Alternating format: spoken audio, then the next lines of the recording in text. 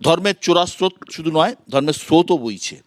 এবার প্রতিবার ভোটের আগে প্রশ্ন ওঠে যে এই ধর্মের লড়াই বাম কংগ্রেস তাদের কী করবে, সেটা ওদের কাছে যাব, প্রশ্ন করব। সিপিআইএম কি হুমায়ুনের হাত ধরবে? বাম কংগ্রেস আইএসএফের কি জোট হবে? নৌশাদ সিদ্দিকী বৃহত্তর জোটের আহ্বান করেছে। এই ধর্মের বিষয়টা এবারের ভোটে কতটা প্রাসঙ্গিক বলে মনে হয় নীলাদিদা? এবারের ভোটে এসআইআর এর পাশাপাশি যদি কোনো বড় ফ্যাক্টর থাকে, সেটা উন্নয়ন বা দুর্নীতি নয়, সেটা ধর্ম। এটা খুব স্পষ্ট হয়ে যাচ্ছে। একটা ধর্মীয় মেরুকরণ পশ্চিমবঙ্গে হচ্ছে, আমি ঠিক ভুলে যাচ্ছি না বিশ্বনা। মুসলমান ভোট কার্যত তৃণমূলের বাক্সে সংঘবদ্ধ হওয়ার সম্ভাবনা খুব প্রবল, যতই অন্য জোট হোক না কেন। কারণ লড়াইটা তৃণমূলের সাথে বিজেপির। তৃণমূল যদি না আসে, বিজেপি ক্ষমতায় আসবে। বিজেপির বাক্সে এখন অবধি 55% হিন্দু ভোট সংঘবদ্ধ হয়েছে।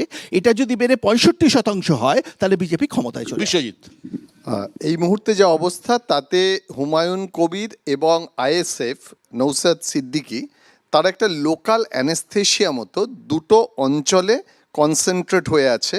সামগ্রিকভাবে যে ভোটটা মনে করা হয় যে তৃণমূল কংগ্রেসের দিকে আসবে, সেই ভোটের সামগ্রিক প্রভাব নেই।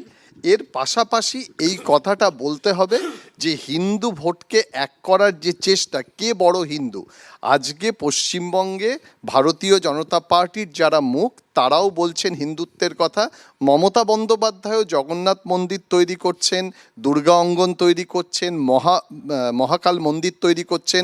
অর্থাৎ হিন্দুত্বের দৌড়ে কে, পারসেপশানে এটা কিন্তু গুরুত্বপূর্ণ। আমি কৌস্তবের কাছে আসবো। কৌস্তব, বামেরা সাধারণত সরাসরি ধর্মের কথা বলে নির্বাচনী লড়াইয়ে নাবে না সাধারণত, কিন্তু গত বিধানসভা ভোটে তারা জোট করেছিল আইএসএফের সঙ্গে, যার নামেই শুধু সেকুলার শব্দটুকু রয়েছে। 26-এর আগে লাল কি ফের এই পথেই? আমি বলবো যে বললেন না হুমায়ুন কবির সাথে বামেরা যাবে কি, হুমায়ুন কবির তো সরাসরি বিজেপির সাথে আছে, কি যাওয়ার প্রশ্নই ওঠে না। তো বিজেপি এমআইএম টাকা দিয়ে ওখানে সব করাচ্ছে। কথাটা হচ্ছে বিজেপি বিরোধী, তৃণমূল বিরোধী শক্তির কাছে আমরা একথা বলেছি যে আমরা বিজেপি তৃণমূল বিরোধী যা শক্তি আছে তাদের আমরা একজোট করার ডাক দিয়েছি। আইএসএফ অত্যন্ত গুরুত্বপূর্ণ ভূমিকা পালন করছে এই লড়াইয়ে। নিশ্চিতভাবে সেটা আগামী দিনে দেখা যাবে। কংগ্রেস কি চায় ধর্মের এই হিসেব নিকেশে সামিল হতে, নাকি নিজের শর্তে ময়দানে নামতে? দেখুন, সমস্যাটা হচ্ছে এখানে যে আপনাদের যতটুকু ক্ষমতা মালদা, মুর্শিদাবাদ, উত্তর দিনাজপুর, এবং তারপরেও গত বছরে আমাদের দক্ষিণ মালদা থেকে নির্বাচিত লোকসভায় গেছিল ঈশা খান চৌধুরী, এবং এখন মৌসুম নূর আসার পরে মালদায় আমাদের ডেফিনেটলি আমরা আশাবাদী যে খুব ভালো ফলাফল হবে।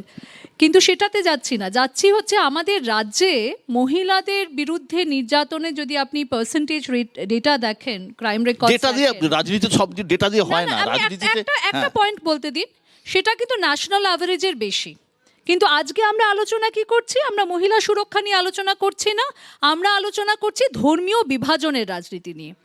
আচ্ছা, মহিলা সুরক্ষার ব্যাপারে যদি আমাদের অল্টারনেটিভ হিসেবে দেখতে হয় বিজেপিকে, 2018 সালের একটি ইন্ডিপেন্ডেন্স সার্ভে বলে যে বিজেপি এমন একটি রাজনৈতিক দল যে দলের ম্যাক্সিমাম ল মেকার্স রয়েছেন, অর্থাৎ এমপি বা এমএলএস রয়েছেন, যাদের বিরুদ্ধে কোনো মহিলা ঘটিত ক্রাইমের অ্যাকিউজেশন রয়েছে।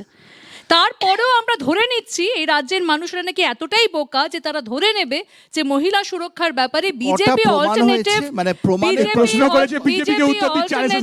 বিজেপি হচ্ছে অল্টারনেটিভ এই রাজ্যে। কিন্তু প্রমাণ কটা হয়েছে, কিন্তু আমার বক্তব্য হচ্ছে যেখানে আমাদের পলিটিক্যাল ডিসকোর্সটা হওয়া উচিত উন্নয়ন, শিল্প, পরিকাঠামো, স্বাস্থ্য, শিক্ষা, মহিলা সুরক্ষা, সেখানে আমরা কথা বলছি ধর্মীয় বিভাজনের রাজনীতি নিয়ে। এবার আপনি জোট নিয়ে একটা প্রশ্ন করেছিলেন, এক লাইনে উত্তর দিয়ে দিয়ে আমরা সর্বদলীয় একটি দল, আমাদের এআইসিসি সিদ্ধান্ত নেবেন এবং খুব শীঘ্রই সিদ্ধান্ত নেওয়া হবে যে আমরা একা লড়ছি নাকি আমরা জোটের মধ্যে সাথে লড়ছি এবং জোটের কি কম্পোজিশন হবে। একদম একদম। বিমলদা, 26-এর আগে এই ভোটে বিজেপির দুই ফ্রন্টের দুই নতুন সেনাপতি, একদিকে নীতিন নবীন, এদিকে শ্রমিক ভট্টাচার্য, কতটা আশাবাদী?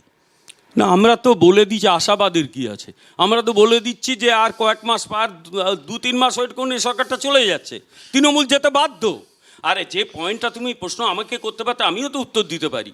ধর্ম যদি জীবনের একটা অংশ হয়, তাহলে আলোচনায় ধর্ম কেন আসবে না? দর্শকরা যারা দেখছেন তাদেরকে একটা কথা বলবো, আপনারা লক্ষ্য করে দেখুন তো 2024-এর লোকসভা নির্বাচনে যতগুলো সভা হয়েছে সমস্ত সভায়, আমিও কিছু সভা করেছি, আমার নেত্রী মমতা বন্দ্যোপাধ্যায়, অভিষেক বন্দ্যোপাধ্যায় যে সভাগুলো করেছেন, আমরা কোন কোন ইস্যু নিয়ে মানুষের কাছে গেছিলাম। মানুষের কাছে গেছিলাম 100 দিনের কাজের টাকার বঞ্চনা, আমরা গেছিলাম লক্ষ্মীর ভাণ্ডার নিয়ে, আমরা গেছিলাম হচ্ছে আবাসের টাকার বঞ্চনা নিয়ে, অর্থাৎ আমরা যতগুলো এবং বিভিন্ন আমাদের যে সামাজিক প্রকল্প আছে সেইগুলো নিয়ে, প্রত্যেকটা রেকর্ডে আছে, দেখতে পাবেন। সেইগুলো নিয়ে যাওয়াতে 29টা সিট নিয়ে এসছি মামাটি মানুষের এবারে আশীর্বাদে। বিরোধী দলের নেতা নেত্রী 36 তাই হিসেবে হবে। যান। এবং এভাবে বলতে হবে, এবং practice করুন। যে অলিক কল্পনা বিরোধী হওয়ার করছেন সময় এসে গেছে। শ্রমিক বাবু এবং ওই যে ফাইল চালানো, নবীন বাবুকে, ছিনিয়ে নেওয়া, শ্রমিক বাবু এবং বিরোধী নবীন লোকেরা বাবুকে করুন এবারে। আমি এগুলো শুভেচ্ছা জানাই, কিন্তু একটাই দুঃখ রয়ে যাবে, তারা বিজেপির রাজ্য সভাপতি এবং জাতীয় সভাপতি হওয়ার পর প্রথম নির্বাচনটাতেই তাদেরকে হারের মুখ দেখতে হবে এবং বাংলাতে আর তৃণমূল বিজেপি কে হারবে 50-এর নিচে। কে জিতবে, দলটাকে তুলে নেওয়ার কে দায়িত্ব হারবে নিয়েছি কে আমরা। হারবে কে জিতবে তা ঠিক করবেন ভোটাররা। কিন্তু একটা প্রশ্ন বারবার যেটা উঠে আসছে সেটা হচ্ছে 14ই ফেব্রুয়ারি চূড়ান্ত ভোটার তালিকা প্রকাশ হওয়ার কথা। পরিস্থিতি যা দাঁড়াচ্ছে, কোনোভাবেই আমি যা কথা বলেছি লোকজনের সাথে, 14ই ফেব্রুয়ারি ভোটার তালিকা প্রকাশ করা কতটা সম্ভব হবে আমার নিজের অত্যন্ত সন্দেহ রয়েছে। সেক্ষেত্রে কি হবে? আরও 10 দিন সময়সীমা বাড়বে, নাকি ভোট পিছিয়ে যাবে, নাকি অন্য কোনো পথ হয়ে প্ল্যান বি রয়েছে, সেটা আমার জানা নেই। কিন্তু মানুষের হয়রানি যাতে কম হয় এটুকুই আশা করব। সবাই ভালো থাকবেন, সুস্থ থাকবেন। অনেক অনেক ধন্যবাদ আজকে অনুষ্ঠানে আসার